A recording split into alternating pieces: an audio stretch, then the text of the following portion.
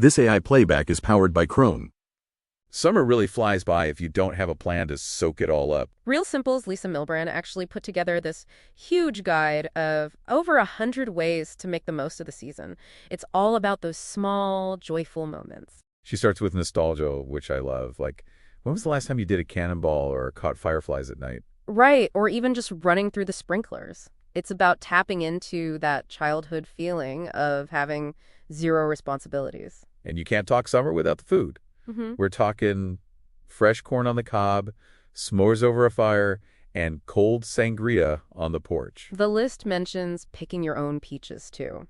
There's something about eating fruit you picked yourself that just tastes better. If you need to slow down, there's always napping in a hammock or stargazing in the grass. It doesn't have to be a big production. Exactly. Whether you're kayaking or just reading under a tree, it's all about being present. It really helps you recharge before the chaos of fall starts. It's a great reminder to savor the sunshine while we have it. The playback is powered by Crone.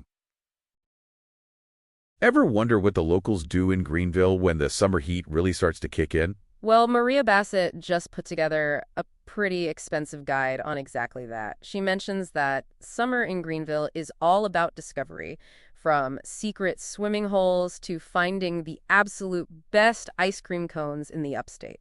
I'm always looking for a way to cool off that isn't just sitting in front of an AC unit.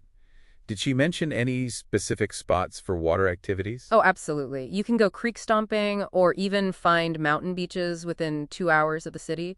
If you want something more active, people are tooting down the local rivers or visiting spots like Horseshoe Falls at the Musgrove Mills State Historic Site. That sounds like a great day trip. What about stuff for families on a budget? Maybe things that don't require a long drive? There are plenty of options like the Kids Bowl free program or checking out the 2026 summer reading programs. You could also explore the Stump House Tunnel or visit a U-Pick flower farm like Elf Leaf Farm for something a bit different. Okay, and what about when the sun starts to go down? Is there a good scene for movies or music? The 2026 season has free outdoor movies in the parks, including the new Mario movie. Plus, there are drive-in theaters nearby and live music sessions that don't cost a dime, which is perfect for a low-key date night. It sounds like there's no shortage of ways to fill a summer calendar around here. This AI playback is powered by Crone. If you're looking for a summer that actually feels human and local, you've got to check out this massive guide for San Diego. San Diego Magazine basically handed us a treasure map. It's written by their staff, and honestly, it avoids all that generic AI stuff for some really weird, oddly specific local gems. One of the coolest spots they mention is Bread and Salt in Barrio Logan. It's this 135-year-old bread factory that's been turned into a massive culture compound. Right, and it's not just art. They have live music and even a coffee shop called Provecho inside the old bakery kitchen. It's got such a unique, gritty vibe. If you want to get outside, the list goes way beyond the usual beaches. They highlight the Torrey Pines glider port for anyone who wants to literally walk off a cliff with a paraglider. Or you can just grab a beer at the Cliffhanger Cafe there and watch the whales migrate. It's perfect if you're not exactly looking to strap yourself to a professional and fly. They also get really specific with Mitch's surf shop in La Jolla. Apparently, Mitch has been behind that counter for 60 years. It's like an indie surf church. They say to consider the extra cost of a board there a tide to the surf gods because you're supporting a real piece of history. The nightlife section is great too, especially the holy trifecta of dive bars, Aero Club, the Casbah, and ending at the waterfront for a slider. It's the ultimate local experience. You get the bourbon, the live music, and the oldest liquor license in the city all in one night. Really makes you appreciate the local soul of the city. It really does cover everything from tacos to stargazing.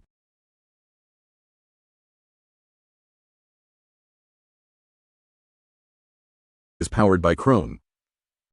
Orlando in the summer is about so much more than just the big theme parks. Mommy Poppins author Melanie Praise really captures that vibe. She put together a huge list of 33 things to do, and honestly, the free stuff is where it's at. Like, taking the free ferry at Hontoon Island State Park is such a hidden gem. It really is. And if you're looking for something low-key, number 4 on her list is the Lake Apopka Wildlife Drive. You get to see gators and otters from the comfort of your own car's A/C, which is a lifesaver in that Florida humidity. Totally. And if you want to be out on the water, you've got the swan boats at Lake Eola at number 5. It's that classic downtown experience. Plus, there's always something going on at the farmer's market right there. Moving up the list to number 11 and 12, you've got the big water parks like Island H2O and Aquatica. Aquatica is great because they have those two different lazy rivers. One is super chill with dolphins, and the other is more like a whitewater adventure. The theme parks are bringing the heat this year, too. Universal's Mega Movie Parade is sitting at number 14, and the Soarin' Refresh at Epcot is at 15. But number 1 on the list is Wawa Summer Fun Days at Bach Tower Gardens. It's free admission on select days, and the Hammock Hollow Children's Garden there is just beautiful. It's the perfect mix of those big iconic moments and the simple joys, like picking blueberries. There's plenty of ways to keep the kids happy all season long. Back is powered by Krone. If you're looking for ways to keep the kids busy this summer without breaking the bank, you've actually got some pretty amazing options in Atlanta. Right, and Leah Picard and Jolene Pete over at Discover ATL put together this great rundown of free spots, like the Tiny Doors ATL project where you hunt for these little miniature doors all over the city. Oh, kids love that scavenger hunt feel. Another cool one is the DeKalb Peachtree Airport Park, where you can just sit at the playground and watch planes take off. Totally, it's the second busiest airport in the state. And if you need to cool off, the Fountain of Rains at Centennial Olympic Park is classic Atlanta. It really is. Now, if you're more into the arts, the High Museum has those second Sundays where the whole family gets in for free. Plus, the Michael C. Carlos Museum does Sunday Fun Day on the 1st of the month. They even have a resident mummy from ancient Egypt, which is always a hit.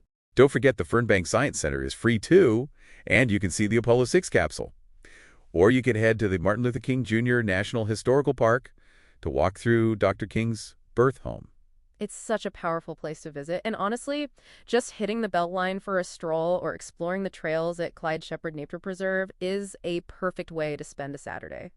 There really is no shortage of ways to explore the city without spending a dime. Back is powered by Krone.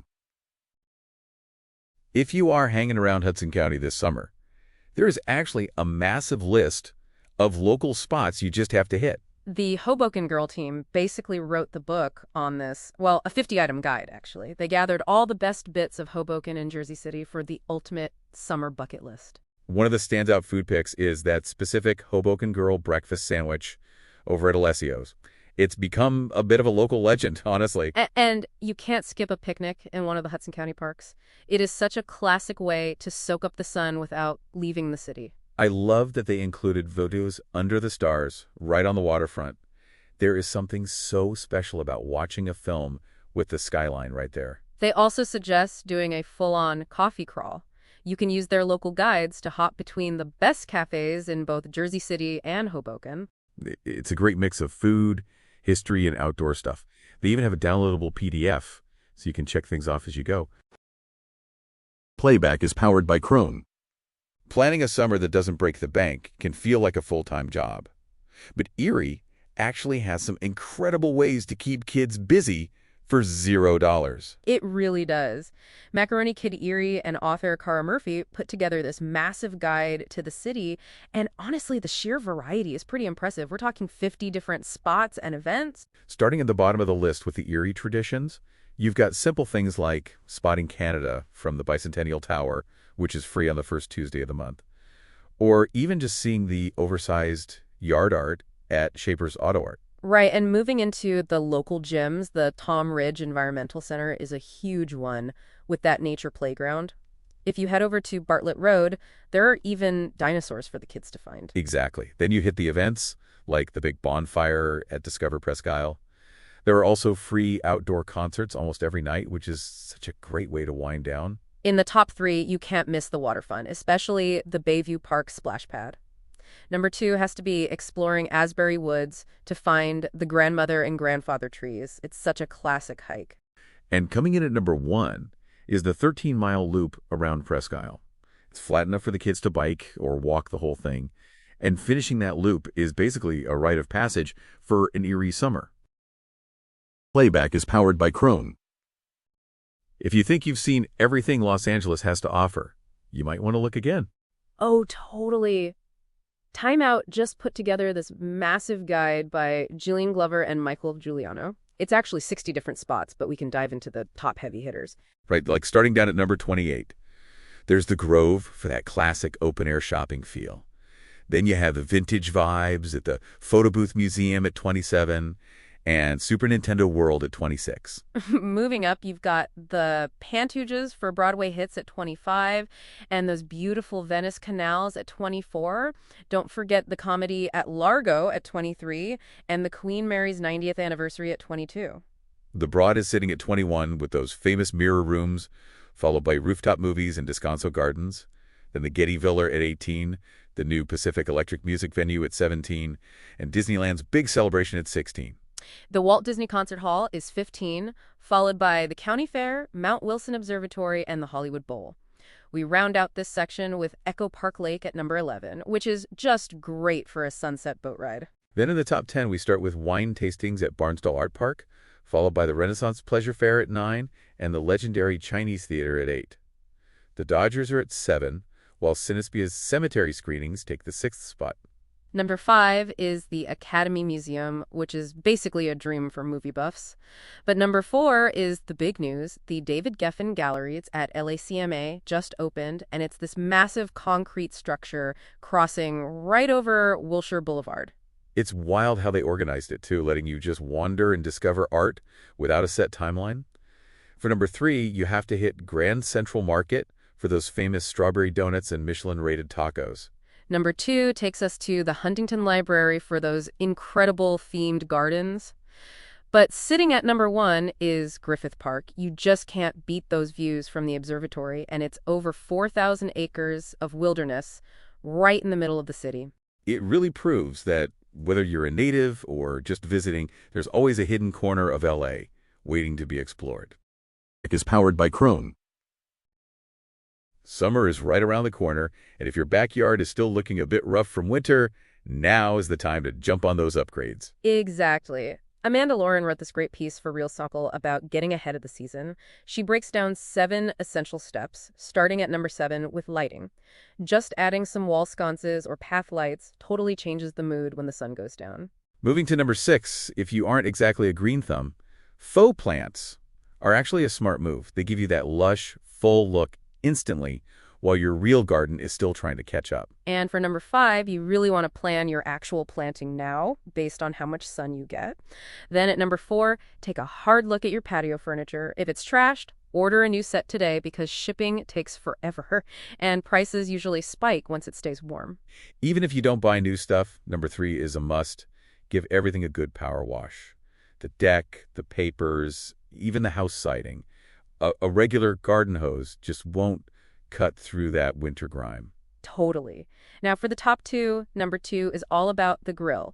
You've got to deep clean those grates and check your propane or charcoal supply before you have people over. And the number 1 priority is checking your big systems like the sprinklers and the pool to catch leaks before the real heat waves hit. It's all about doing the dirty work now so you can actually relax later. Get those cushions swapped out and the chlorine levels set, and you're ready for a perfect summer. Playback is powered by Krone. Time Out highlights Taste of Summer, an annual benefit for the Central Park Conservancy that brings a glamorous tasting party to Bethesda Terrace on June 3. Guests can enjoy bites from dozens of top New York City restaurants, along with cocktails and dancing under the stars. This high-end event runs from 7 p.m. to 10:30 p.m., and tickets start at $400. It is a wonderful way to kick off the season while supporting a good cause in a beautiful setting. Is powered by Krone. If you don't start planning now, summer is going to be over before you even realize it. Totally. The team at I Love NY put together a massive guide for 2026, and it's basically the ultimate bucket list for the state. They have everything from the FIFA World Cup to hidden lighthouses. Speaking of views, at number 26, you can actually climb historic lighthouses. Montauk Point is the oldest in the state, built way back in 1796. And further down the list at 24, there's the wine trails. You can sip local blends while looking over the vineyards in the Finger Lakes or the North Fork. It's so relaxing. For the more active folks, number 16 is all about the outdoors. Audible Chasm is known as the Grand Canyon of the Adirondacks, and the hiking there is just incredible. But let's talk about the big ones. Coming in at number 2, New York is hosting the FIFA Lawn Cup final in 2026. The whole city is going to be buzzing with fan fests. And finally, at number 1, we have the America 250 commemorations. There's a giant parade of ships in the harbor and fireworks over Niagara Falls. It's going to be a historic summer. There really is something for everyone, whether you want sports, history, or just a good glass of wine by the water. You just have to get out there and explore. Exactly. New York really does have it all this season. Back is powered by Krone. May is finally here, and honestly, it feels like the perfect time to just hit the reset button on everything. It really does. Isabel Iman actually wrote about this for Camille Styles, talking about how the earth is like a child knowing poems by heart right now. She put together 31 ways to really lean into that spring energy. I love that. So, starting way down at number 31, the suggestion is to actually write out your own summer bucket list and maybe revisit your vision board. Then there's building that perfect summer playlist at number 30. Moving up to 27, she suggests getting lost in a new show, like the new season of Your Friends and Neighbors. And for number 23, try walking outside without your phone to really clear that mental clutter. That phone-free walk sounds like a dream. Further up the list at 17, she mentions a one-week home reset, focusing on just one small area a day, so it doesn't get overwhelming.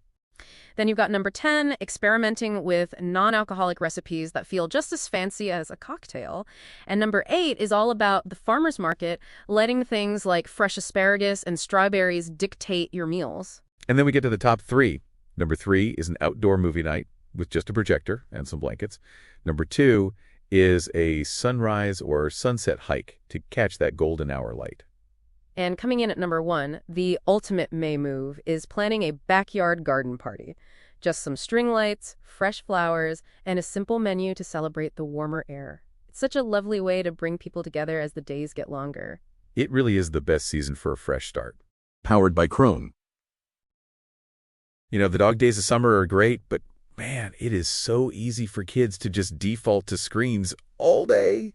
Oh, totally. Lauren Miles Brunelli over at Parents actually put together this massive list of 100 different ways to keep them busy without, breaking the bank or going overboard. 100 ideas.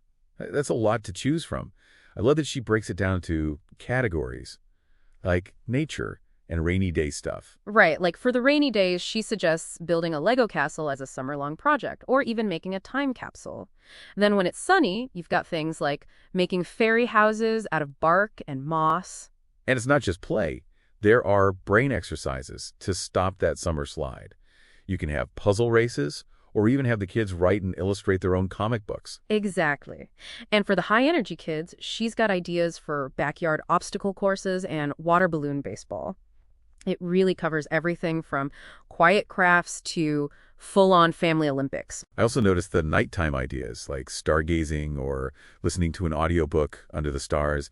It really reminds you to just slow down and make those memories while the weather's nice. It's all about finding those simple, practical ways to stay connected and active together. Definitely a great resource for any caregiver looking to mix things up this season. Is powered by Krone. Summer's right around the corner. And honestly, the pressure to keep everyone entertained without breaking the bank is real. It really is. Maren Miles wrote this fantastic piece for Parade about 125 different ways to keep the family busy. We're talking everything from simple backyard stuff to little science projects. I noticed they group things like starting at number 125 with online coloring and working up through things like learning magic tricks or even doing a neighborhood book swap. Right, and around the middle of the list, like at number 71, they suggest tie-dyeing shirts or making a bug hotel out of twigs and bark. It's such a sweet way to get kids looking at nature differently. The top of the list is where the real classics are, though. Number 3 is just grabbing some sidewalk chalk and making a massive mural or a hopscotch course. And number 2 is brilliant, hosting a backyard Olympics with relay races and actual trophies. But the top spot, number 1, is just playing in the sprinkler, which is proof that you don't need a fancy pool to have a blast. It's all about those simple traditions that stick with you forever. AI Playback is powered by Krone. If you want to make your home feel twice as big before the summer heat hits, you've got to start clearing out the visual noise right now. Exactly. Liz Lane wrote this great piece for House Beautiful about being intentional. It's not about being perfect. It's about creating breathing space.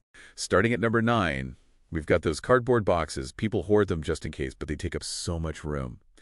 Then there's cleaning products and paper clutter at 8 and 7. Ugh, the paper piles are the worst. Moving up to number 6 and 5, you need to toss expired food and those broken items you keep promising to fix. If it's not working by May, you're probably not fixing it. So true. For number 4 and 3, it's time to hide the winter gear. Get those bulky heaters and heavy wool throws out of sight so the room feels lighter. Now, for the big ones, number 2 is Tupperware without lids. Why do we keep the bottoms if the tops are gone? And the number 1 thing to ditch is duplicate kitchenware. 5 spatulas and 10 coffee bugs for a 2-person house? Yeah, those have to go. Just remember to be sustainable about it. Try to donate or recycle instead of just heading to the landfill. It's all about owning less and using what you have better. It really changes the whole energy of a room. Clearing that physical space is the best way to get your mind ready for the new season. Playback is powered by Krone. Summer cooking is all about those fresh vibes and keeping things easy. Yeah, Bailey Fink at All Recipes really nailed it with this list of dishes for the season. Starting way down at number 32, we have this super creamy custard-style chocolate ice cream. Oh, that sounds amazing. And at 31, there is a first-place winning cherry pie with that classic lattice crust. If you're feeling a bit more low-key, number 30 is a no-bake peanut butter pie, which is just perfect for when it's too hot to touch the oven. The no-bake stuff is a lifesaver. Moving into sides, at number 17, we've got Mexican street corn, or elote. People go crazy for that cotija cheese and the lime combo. It's so good. Now, jumping to the top of the list, number 3 is a zesty, slow cooker barbecue chicken. It uses Italian dressing in the sauce, which sounds a bit different, but apparently it's a total hit. Interesting. And at number 2, we have a barbecue chicken salad, which is great for those weeknight meals. But the top spot, number 1, goes to stuffed zucchini. It's the ultimate way to use up all that summer squash from the garden. It's such a clever way to keep dinner light but filling.